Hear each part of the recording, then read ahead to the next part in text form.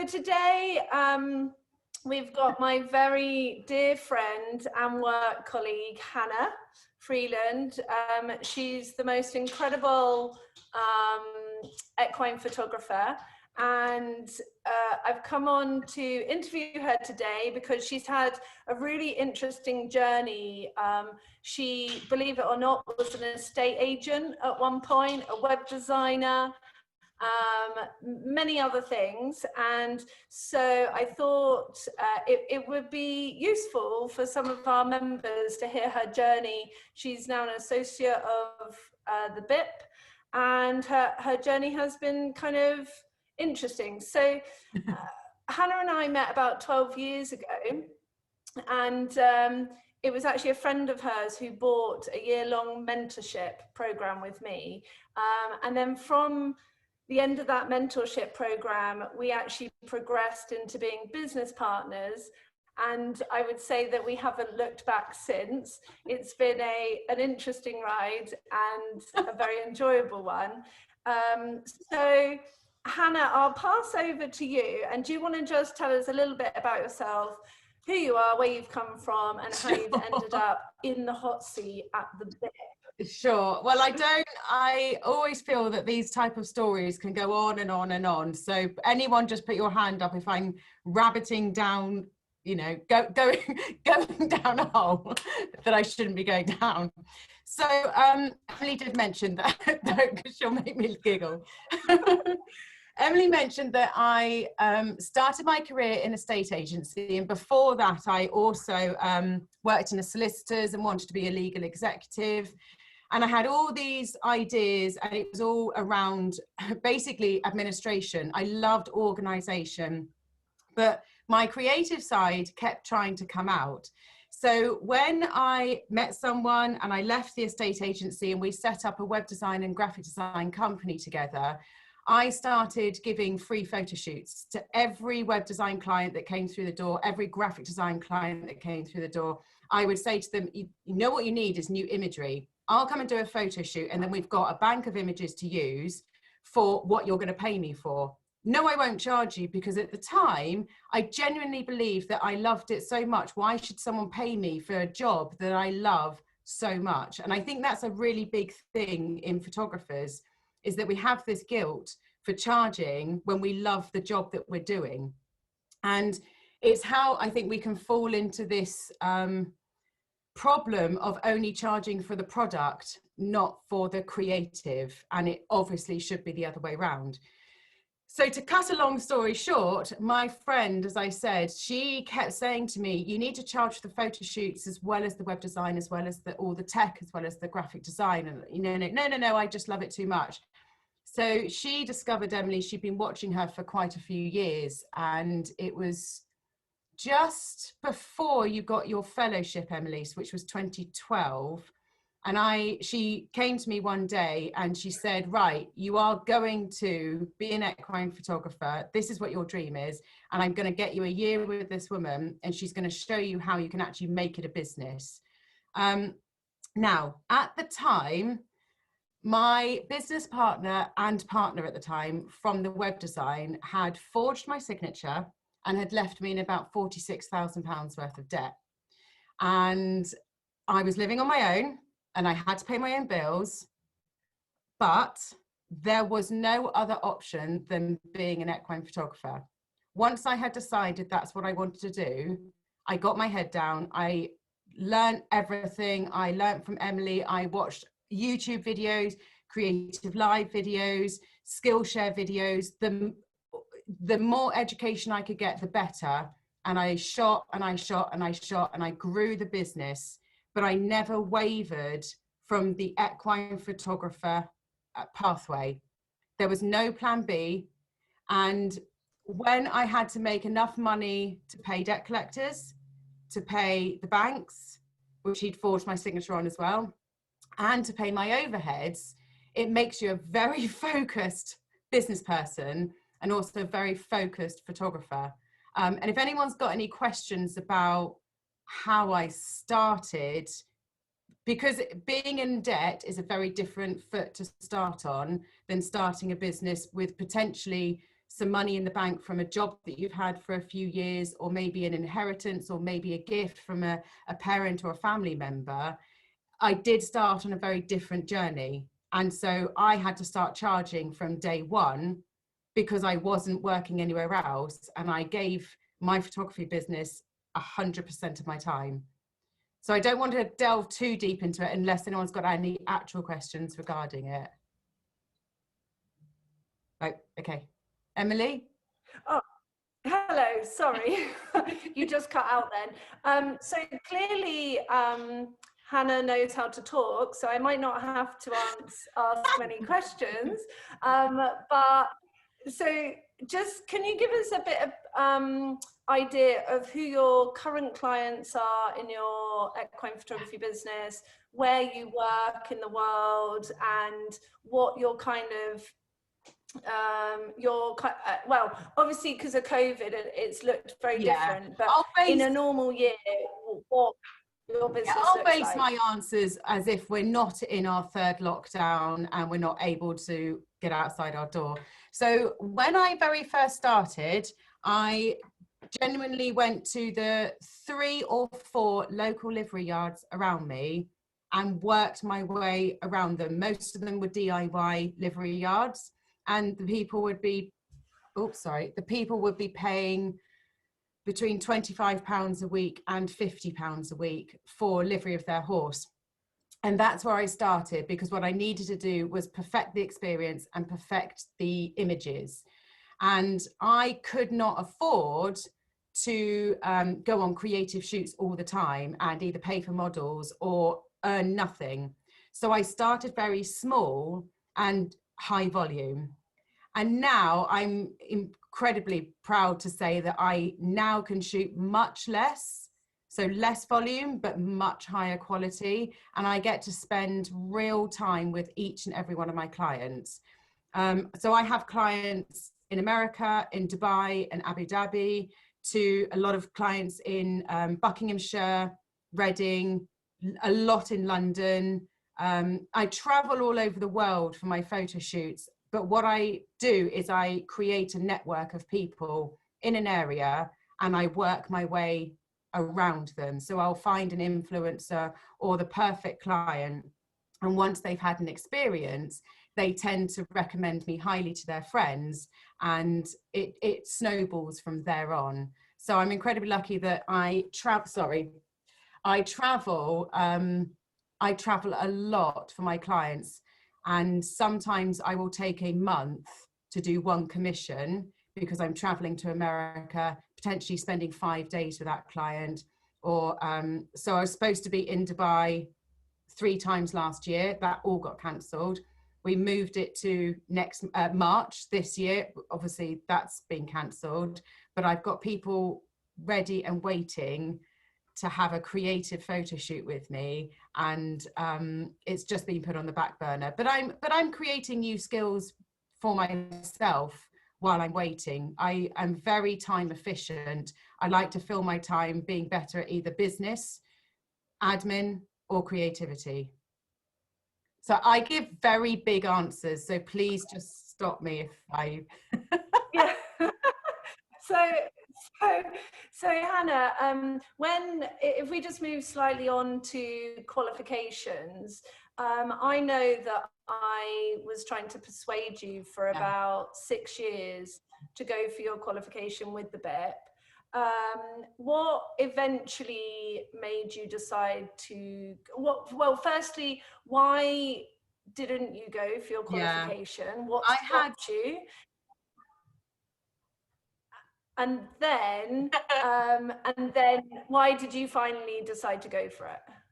So I had to spend some real time thinking about this, because I really did fight Emily on it. And I fought a couple of other people. Someone else who's been very photographically influential in my life has always said, you need to go for, you know, your L panel or your A panel, whatever it might be. And I fought and fought, And on reflection, I think it's because I didn't go to university or college for photography. When I was at school, there was no photography lessons at all. I mean, I did home economics and was told how to bake a scone for my husband. I mean, you know, makes me sound older than I am, because clearly I'm only 25. But I had a real chip on my shoulder that because I hadn't been taught by an institution photography, I'm a self-taught photographer, then how can I now enter an association and get an award for something that I've learned from watching others and teaching myself?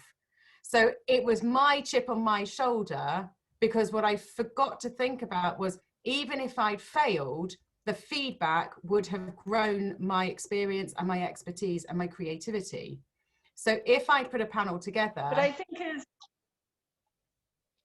think as well, Hannah, you let your lack of confidence and fear get in the way of your own progression. Yeah, so Emily and I have a running joke about fences in my images. And Emily's joke is always, if I can find a fence to put in my image, I'll get it in there. Now, what that does is, because I didn't go to university to learn this sort of thing, I always learned while doing. And so you find that you create this, not unconfidence, but this doubt in your mind that if you didn't know that, you're probably not going to know 25 other things that judges are going to say, didn't you know that? Didn't you know that you shouldn't? Whereas actually what you do at some point in your career, you do flip over that you do know most or all of the rules, and then you're doing it without even thinking. So you know that if you want a backlit image, you know, if you need to overexpose or underexpose the image, you're doing it automatically on your camera. Whereas right at the start of your journey, you won't necessarily know how to compensate for something that you're creating. And therefore, when someone critiques it, you think, I'm always going to do that. I'm always going to put a fence in the background, or I'm always going to overexpose when I should have underexposed. Whereas, of course, you get better as a creative, and then you put yourself forward with a panel. And if you get critiqued and you can learn 10 more things that haven't entered your creative space yet, then that's wonderful. But I didn't know my confidence, I just thought, I'm going to be laughed at. I'm not going to be good enough for a professional association to look at my panel, who's a self-taught photographer, and take me seriously. But I was wrong. So would this be a good time, Martin, give me the nod or not, to show Hannah's A panel?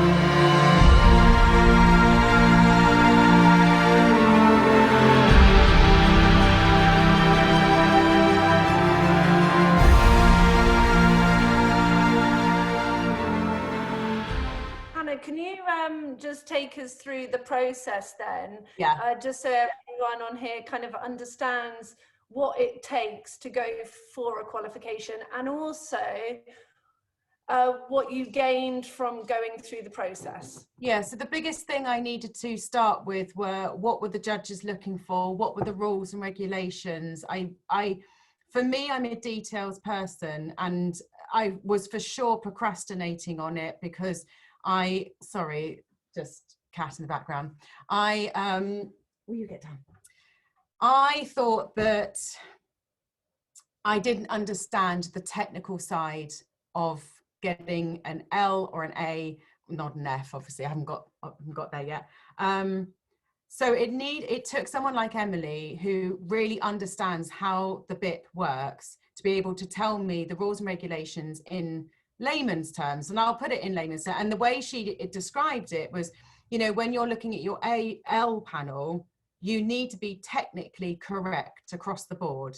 You need to understand lighting and be able to use your lighting and composition. And, it's having the rules understood and being able to follow them.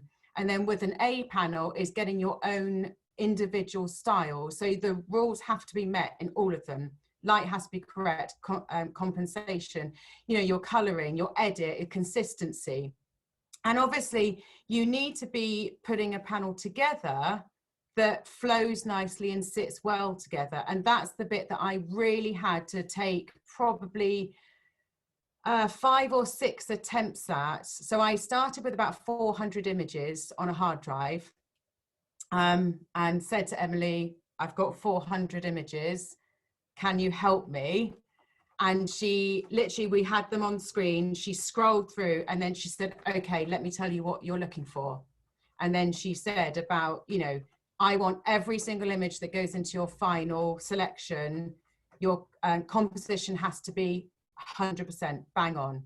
You cannot have light spots over a nose. You can't have a bright spot. The lightest part of your image must be your subject. What your eye goes to first must be the reason for the image.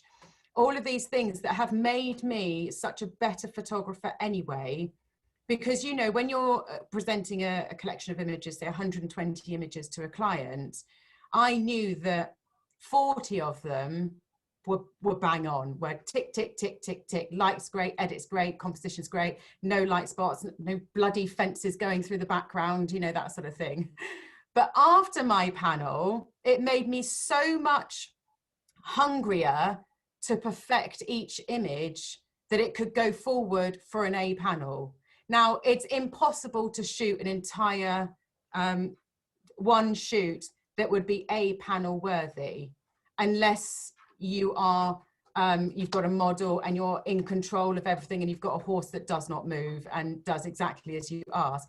However, after understanding all of those rules that make up an image that really speaks with emotion, it made me such a better photographer to aim for that from every shot that I went forward for. And so after doing the panel and being able to put that together myself, and the supporting evidence, which made me understand the reason why I'm a photographer much more. And it's one of those things that when I started the supporting evidence, I'll be totally honest with you, it feels like you're doing a bit of a sales job for your business. You're filling a bit of artistic content. But then when I was writing my mission statement, why did I start being a photographer? What does bring me joy? Why do my clients particularly come to me? It made me reflect and understand my business, that I could make my business even better for those clients because I was understanding them better. So the whole process up-leveled my photography. It up-leveled my confidence out shooting, because if you can shoot 40 images out of 120 that are, tick, tick, tick, then why can't you aim for 120? But all you need to do is be able to take a breath when you've got your camera up and think, how can I make this even better? Where is that fence? Hannah, yeah. Sorry, how long did it take you from start to finish when you decided that you wanted to go for your qualification? That day to the day that you got your certificate, how long was that? Well, I was a week overdue for submission. Were you, Hannah? I know. I feel like I may have called and said, please, please, please, I'm really sorry, because I was. Oh, I'll tell you, you were a week over submission for your supporting evidence. Yes. Yes. Yes. So yes. I sent through the images, exactly that. I would say it probably took me 5 to 8 months. Okay. Yeah. So it is quite a long process, but can you tell everyone what were the main points that you gained from having gone through that experience and the journey? What did you actually gain on the other side? Definitely confidence in being able to critique my own work without emotions, without being really disappointed afterwards, you know, being able to look at an image and think, that would have been so much better if, you know, understanding. And I'm super lucky that I went for my L panel and I got my A. I mean, that as a confidence boost, that's enormous. But the feedback was so important, you know, that there's a lot of people said what I saw from your panel was the emotion that came through from your clients. You were really capturing the connection, the friendship, the bond between horse and rider, but in a really chilled out, relaxed way. You know, if I'd been the sort of photographer to have big ball gowns and artificial lighting, you know, but that's not what I'm about. I'm about the friendliness and the closeness and the quietness of, and I was so pleased that came through in my images, that I could enhance it going forward, because once I put the panel together, I understood so much better what was being looked at and asked for. But for certain, being able to critique my images without it deflating me to a point where I would then take a step back in creativity, which I think can happen to us all. You know, we can all look back at images on our hard drives and think, what was I thinking? Do you also think, Hannah, that your attention to detail 100%. increased? You know, I always relate this to, you know, when you start driving a car and when you take your first driving lesson, you think, how am I ever going to remember which gear I'm in, which foot goes where? I need to look in the mirror every 7 seconds. I need to check that mirror if I'm coming off a roundabout, and it's really overwhelming. And I find photography is exactly the same. So now when I pick up my camera, I don't really think about my shutter speed, my f-stop. I've got my settings, and without removing it from my face, I can think, I want a lower depth of field. I want a higher shutter speed. And I'm making those changes naturally. Therefore, I can start perfecting what's in front of me. So, you know, if I've got a client here with her horse holding the lead rope, because I'm not thinking about my shutter speed, because I've done this process, I can say to her, just relax your hands, and then they come down here with the lead rope, and then they tend to relax onto one hip, look up at their horse, and then bring your neck, chin up, so we can see your neck. Because I've got time and space in my brain to think about those things, the relaxed hands, it makes me a much better photographer for perfecting the moments. So has there been an overall impact from you being qualified to getting new clients, or what impact has it actually had on your clients?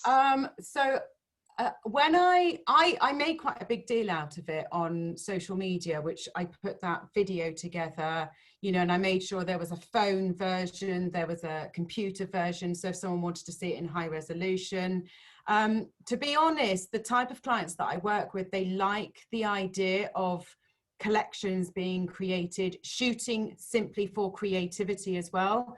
Not that that's what I did for my panel, because they're all clients.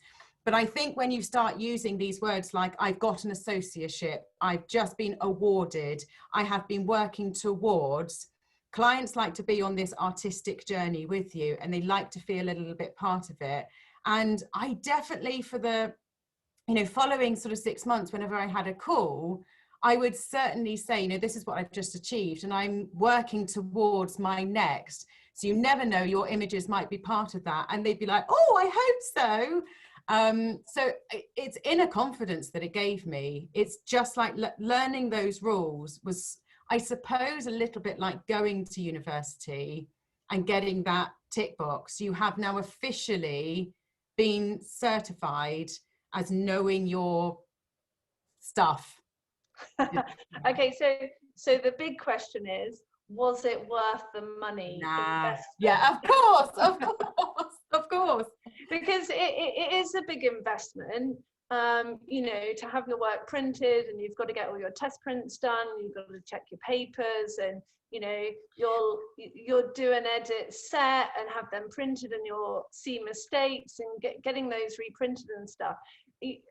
You know, it is a big investment. I didn't even understand before I did my panel. I really didn't understand how much papers and inks could change an image. I've always been quite indecisive about the final edit of an image, and that comes with confidence. Now I'll edit an image to perfection because I know exactly what the end goal, before I've even shot the image, I know what the end goal is. Whereas before I went through this, I would go back to past images and I would re-edit, and then I'd re-edit again.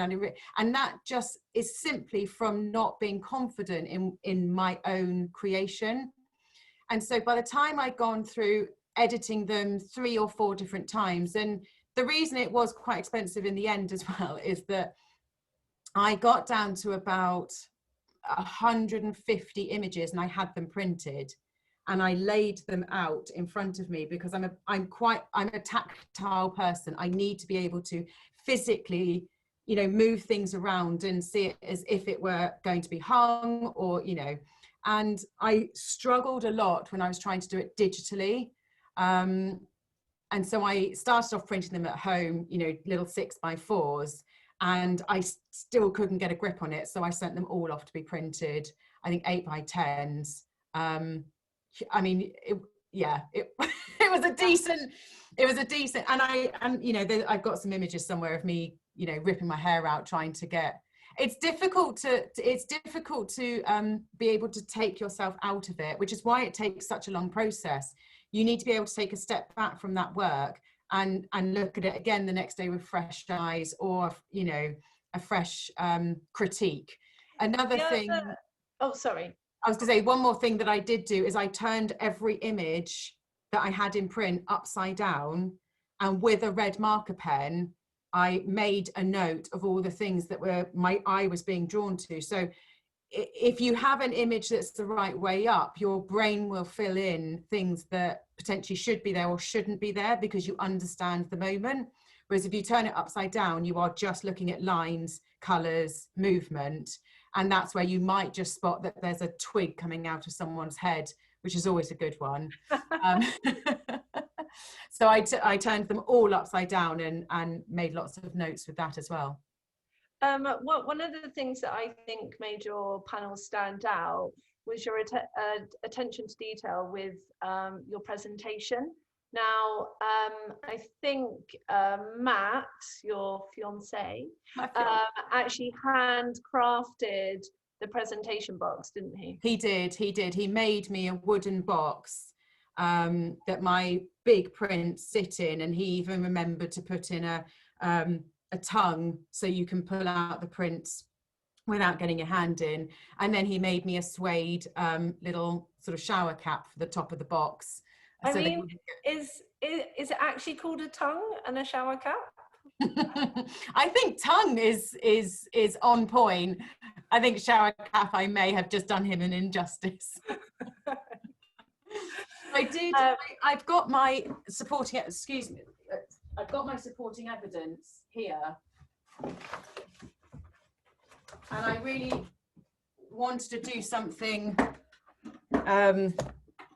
you know, in print, but I wanted, so I learned how to, I just bought pieces of suede off of Etsy, and then I learned how to, but because I'm me, I did 4 different colors of suede and leather because I wanted it to be equestrian based, and then I picked beautiful paper for my supporting evidence as well. Doing the supporting evidence, you know, things like my published images in magazines. Again, you have to take a really close review of your business and what you've actually achieved. And so many of these things can pass us without us acknowledging it properly. And so when you're doing, it's a bit like doing your business plan in January. If you actually take it seriously and you do a full business plan, you'll realize how much you've achieved in that year and how much you want to achieve in the following year. So can you give us your top 3 tips for going for your qualification? I'm not sure how many people on this call currently have a qualification or don't have, but if someone's on the fence about going for a qualification, what would your top 3 tips be? First one is don't overthink it. Just start. The reason I put it off for so long is I just didn't know where to start. The confidence wasn't there. And so if my biggest advice is go to your hard drives and just start pulling your favorites. Just even if that's the only thing you do to start this process, start pulling your favorites. And then when you can put them into Bridge or Lightroom or whatever you do, start finding the ones that stand out. There will be a reason why they stand out. 2 is, so my mother's always taught me, never ask a question unless you're open to both answers. So don't ask a question if you only want to hear yes. And I think that was my thing, is that I don't want to go for my L panel or A panel if there's a chance of me failing. What I didn't understand is that the lessons I could learn, even if I hadn't got it, would still be worth the effort that I put in, because I'd understand how to create that panel going forward, and which makes me a better photographer and it makes me a better creative overall. So even if I hadn't have got the panel, I'd know how to get it, and I would have spent the next 12 months following creating that panel and having a blast doing it, coming up with concepts and storylines and, you know, fulfilling that brief. The 3rd one, so just do it, just get started. You need someone to bounce off. Did you just say that, Emily? I was going to say, I can give you a hint. It's about getting a great mentor. You definitely need someone who is inspiring to you. But they need to be able to be honest. So they need to be able to say, there's a tree coming out of that horse's head that can't go forward. You can't have someone who's just going to stroke your ego and tell you that it's lovely. And that's another reason for turning your images upside down, because that's the sort of thing you notice. But if you've got a mentor or someone else who's in the industry, that can really, I mean, that's 100% helpful. Okay, so the other thing I just wanted to get for those people that are keen equine photographers, again, I'm not sure how many of you on the call do this for a living, but could you give us your top 3 tips to immersing yourself in the equine industry and how to get the best clients? Do you like how she's doing this? She's just going to put the heat on me and I've got to come up with something really good. Shoot. You have to shoot. The way I was trying to make, I mean, you know, I was happy to make 50 quid off every shoot right at the start. I had to make money. And the one thing that propelled me forward was shooting all the time. So some weeks I would have 5 photo shoots a week, just so that I could create the experience. So what was the best way of turning up to a photo shoot? So what was I wearing? What did my car look like? What does my kit look like? Was it in the front? Was it in the boot? Was it in a professional bag? Was it in a carrier bag? So I did that all the way through, and every single shoot I would analyze everything, every step, every image, every edit.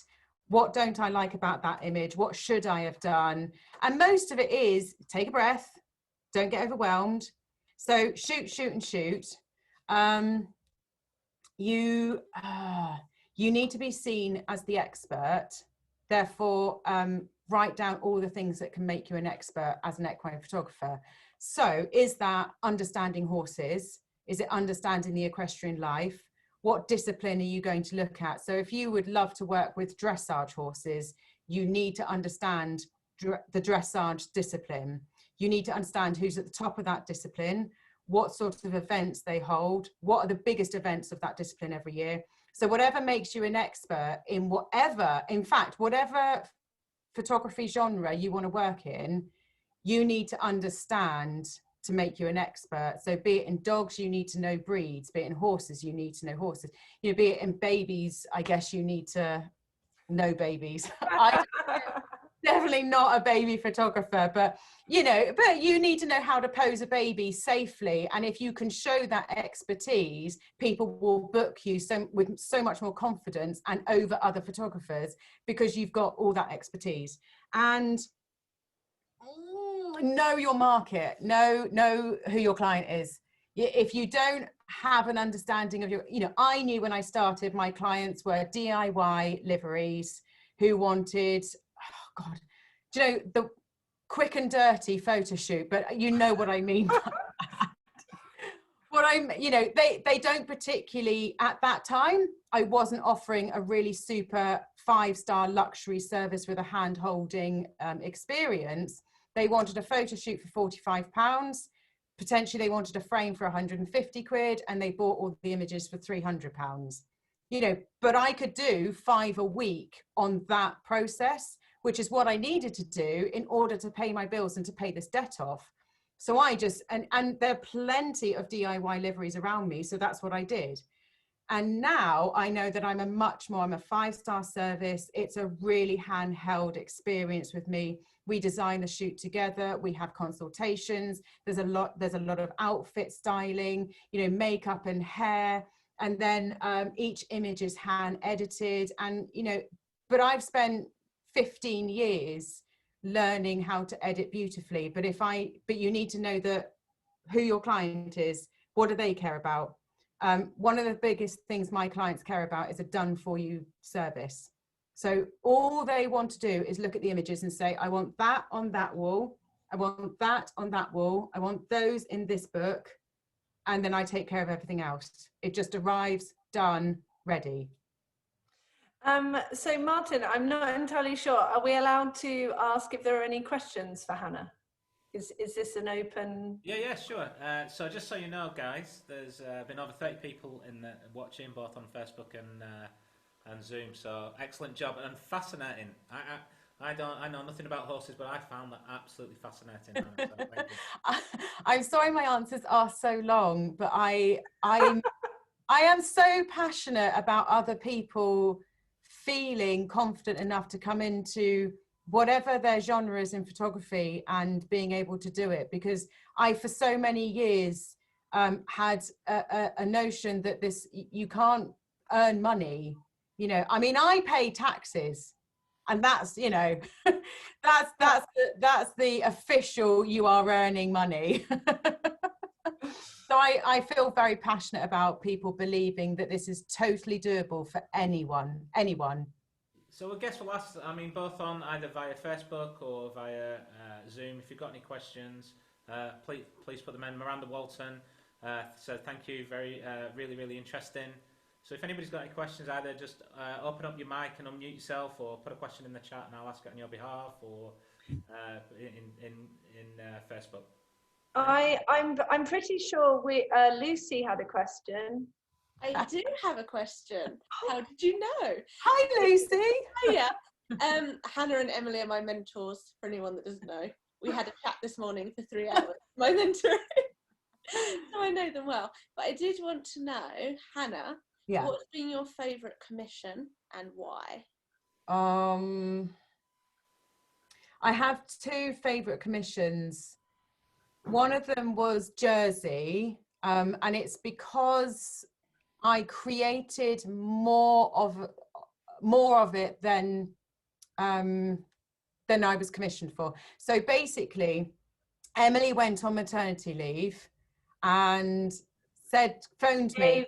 Gave HannaH a really big client of mine. Gave me a really big client, and this was right on the day I was I was at an event photographing one of the British Olympic team, and I had sort of decided, I think I need to give this up. I don't feel inspired anymore doing this. I've done this journey. I've loved this journey, but I really want to be doing portraits. I kind of need a bit of a brave sign. And I remember being on the back of the lorry, and Emily phoned me and said, I've just given you a massive lead. This client is going to call you. She wants to book you, and she will fly you over to Jersey for a photo shoot.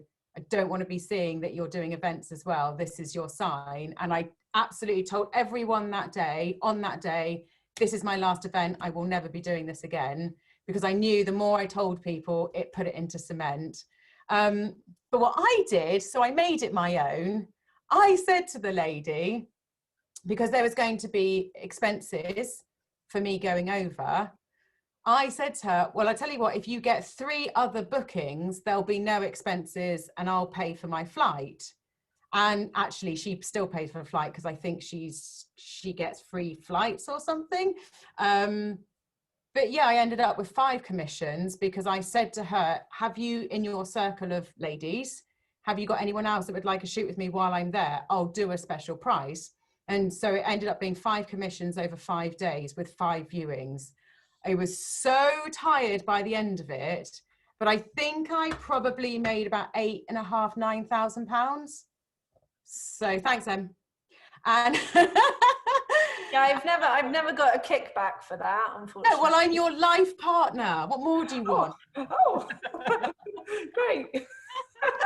You know, I did say the first day I met Emily 12 years ago or something, I sat in her studio and I said, you need to be prepared that I'm never going to leave now.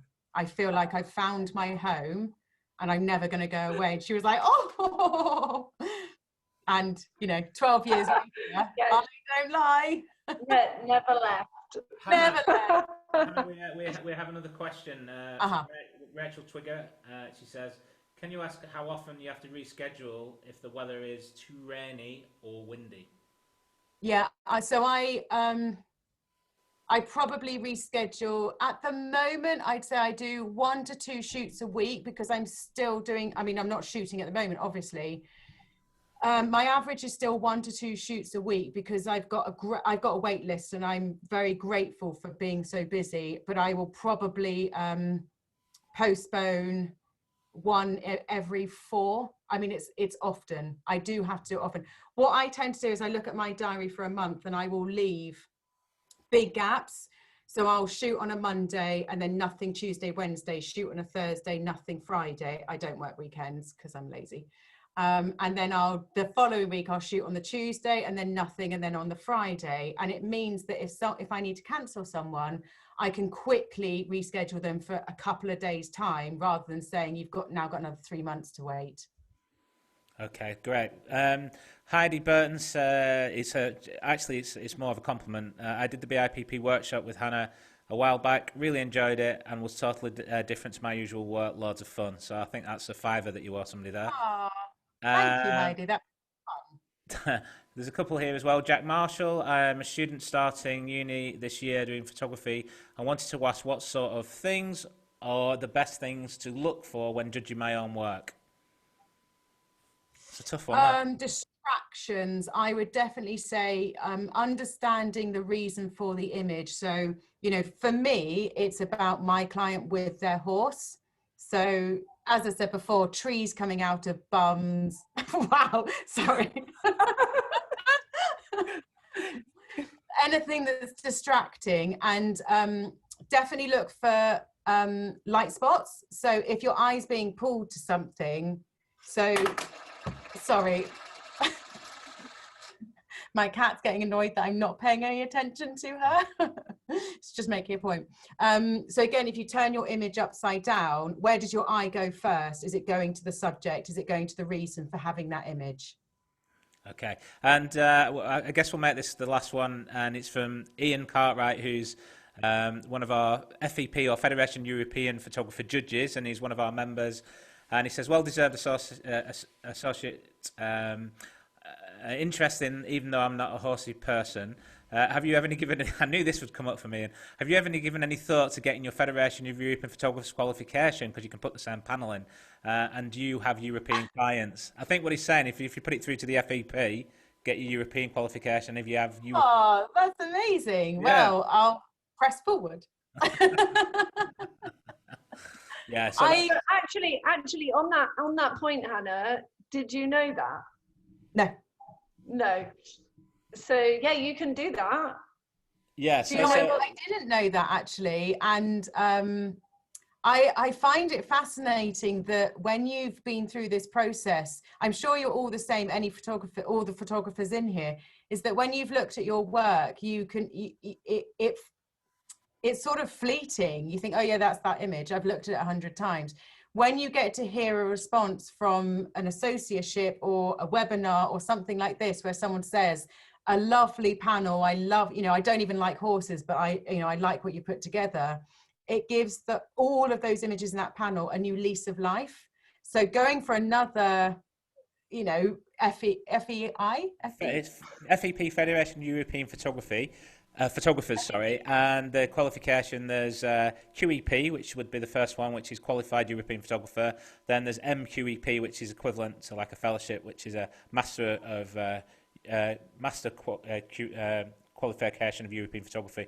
But you can, with the panel that you've already done and all the work's done and you've done all your supporting evidence, what we've done with the Institute is we've arranged our qualifications when we're not in a pandemic, that they kind of one straight backs into the other. So you do qualification with us and then you can go straight on to get your European qualification as well. So that's brilliant. That's awesome. But also, just so you know, Hannah, you are actually a member of the FEP because you're a member of the BIP. Well, of course I knew that. Yeah. Thanks, Ian, for the question and good reminder. Well, thank you very much. So I will definitely do that. And what's so nice about putting a panel together and getting the qualification is that your marketing calendar's done for about 3 months. It's great. Okay. Perfect. Well, and unless there's any other questions, I was just going to say thank you very much to Hannah. I deliberately picked her because I knew she would talk and I wouldn't have to ask too many questions. I do forget to make my point sometimes, so I'm really sorry if I go off on a tangent. No, you didn't. I genuinely am so glad about it. I want everyone else to come on this journey. It's great. It's great. Can I ask one question? Right. On equine, 2 things. First of all, presumably you ride. Yes. Yeah, because that's my problem, was I come off it too often. Right. Yeah. So, me too. And also, therefore, because some of the horses don't like being photographed. You've got to be careful with them. I mean, how do you get around that? My biggest thing with horses is respect, and I've had this since I was 2 years old.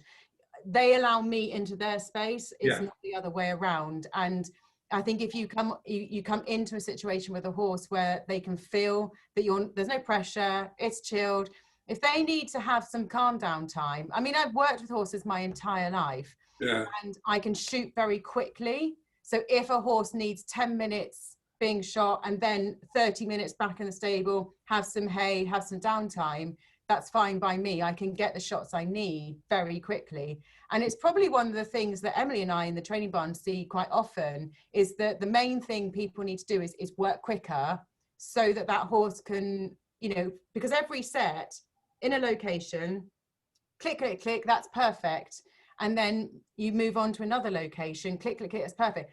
Yeah. If you're asking that horse to stand there for 7 to 10 minutes and they don't get what you're asking, it's really boring, and then they soon say, this is not fun, I'm not going to do this. And is there a particular time of day you use? Early morning, evening? Yeah, I tend to use morning light or evening light. So the lovely thing about working with equestrians is that we're all early people. Yeah. So it's quite nice. So you can actually push it quite far as well. So if I'm when I do a pre-consultation, I'll ask them, is there any images in my portfolio that you particularly enjoy? And they'll say, oh, I love that silhouette. And then I know I need to be working with the sun going down. So I'll do an evening shoot. I don't tend to do the golden hour because that's not my thing. but I will work at either end of the day. I basically just don't work at midday. I like lunch. I mean, the interest, because I shot a whole lot of dressage the other day for a well-known Olympic, but I got in there because my daughter's a groom there. Brilliant. When I actually photographed it, I shot something like 800 shots over 4 horses. Okay. I had to get her to tell me the movements that would look good, because I didn't know. Yes, which is exactly where everyone starts. So yeah, because I'm not dressage trained, when I was sort of doing the World Equestrian Games, let's say, I knew to get there to photograph the dressage for 2 riders, I knew that I needed, in my experience bank, I knew I needed a very different shot. So an eventing dressage shot is totally different to a dressage shot. I just figured that one out. but you don't know that until you've gone through and your dressage rider says, sorry, what's this? Yeah, that's not the, that's not the right. And an eventing dressage rider will say, I want pointy toes. Yeah. I mean, it's a learning curve. It is. But I started out by following the hunt, which is probably not very politically right thing to do. But I mean, and I've also found that people personally, I found that people with horses don't necessarily want to pay very much. In other words, they'll. You're wrong. You're wrong. I'm obviously talking to the wrong people. Yes, well, I mean, that's exactly what it is. And I had the exact same thought process when I started. Because if you think, when you're paying £25 a week to put your horse in its home, are you going to then spend £3,000 on an album? Probably not. But if you're spending £3,000 a month on where your horse lives, what's £3,000 on something that will last you for 70 plus years? Yeah. No, it's interesting. Thank you. Pleasure. I hope that was useful to everyone. It's lovely to see you all. Feels like we had a bit of a community this afternoon. Yeah, well, I wasn't actually, I thought it was just going to be you, me and Martin chatting. Well, I had higher expectations. Thank you very much, Hannah. You were brilliant. Pleasure. Thank you both. Thank you, Hannah. Thank you, Emily. Fantastic. Wonderful. And thank you to everybody who's come and watched on. Thank you for joining us.